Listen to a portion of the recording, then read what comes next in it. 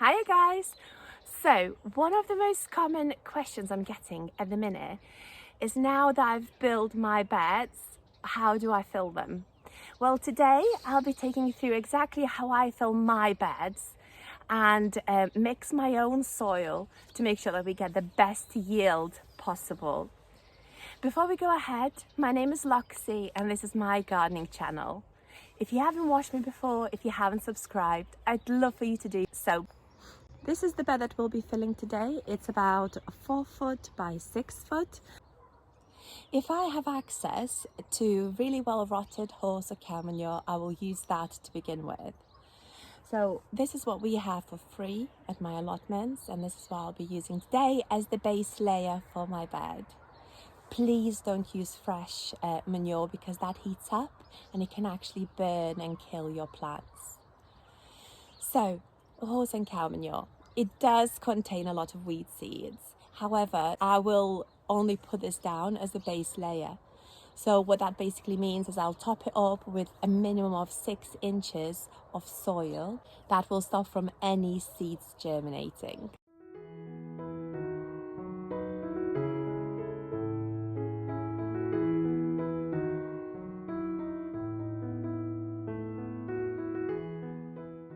And lots of worms everywhere. There's one there, there's one there, one there, there's some over here, and there were lots and lots as I was digging it, so I'm really happy with it. So it actually has taken me 3 wheelbarrows to fill this much. So this is basically how much you are saving. So I saved about 3 barrels of soil by part filling this with manure. Now for the soil mixture, I use 1 bucket of topsoil, 1 bucket of compost, and that can either be shop bought or one that you have made yourself. I use 1 bucket of cocoa coir. It's an organic option to using peat. It increases aeration in the soil and increases water retention, so it doesn't dry out as quickly, and it can actually hold up to 10 times its own weight in water. So it's really important for your raised beds.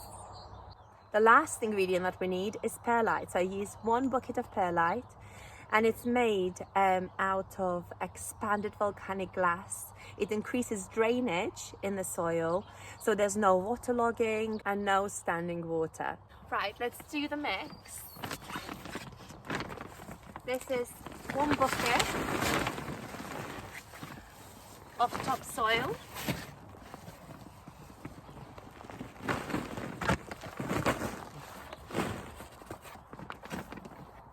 We've got 1 bucket of compost. This is shop bought compost.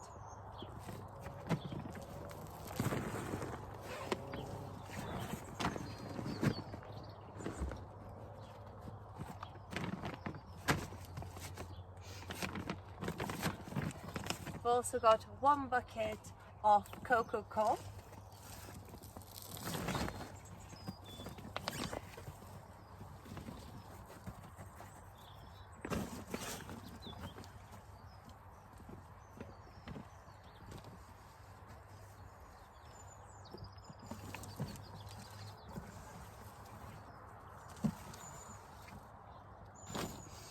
And last but not least, we've got perlite.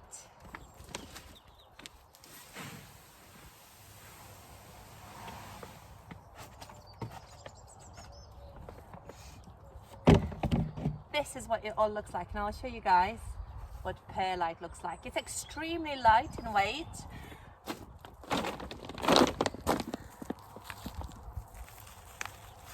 All those little white nuggets. The best way to mix all of this together is actually with your hands.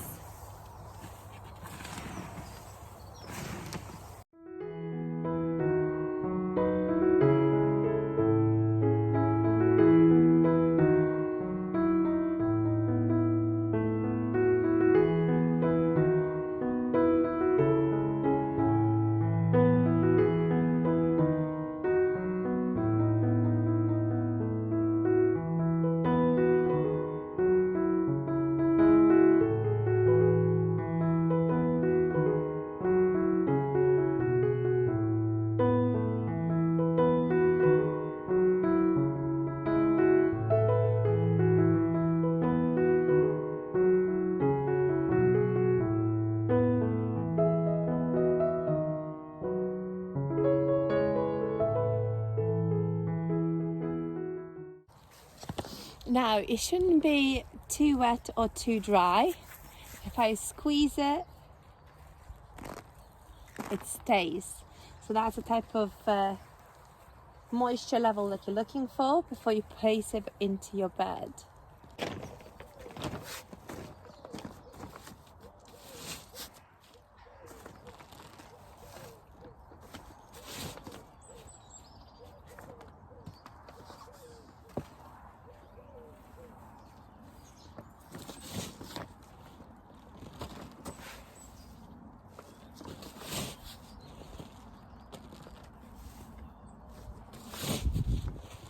You'll notice that I'm using a snow shovel.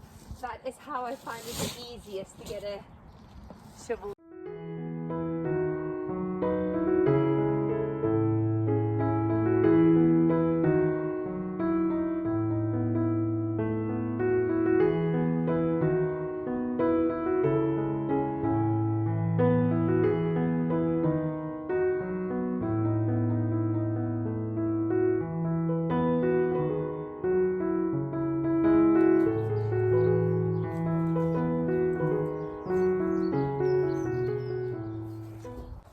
So this is the first batch that I mixed, and I obviously need to have a little bit more. I'll probably need another mixture of it all, but it's not so bad. I'm really happy with it and how it looks.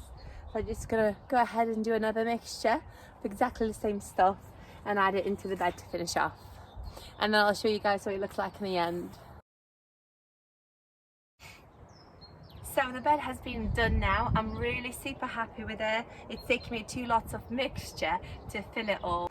That's it, you guys. I hope you enjoyed this video. I hope it's helped you understand a little bit more about soil and how you create your own soil. And I hope it's going to inspire you to have a go at it yourself, because it can really produce better results if you can amend the soil to the specific vegetables that you are growing. So I will see you soon. Bye.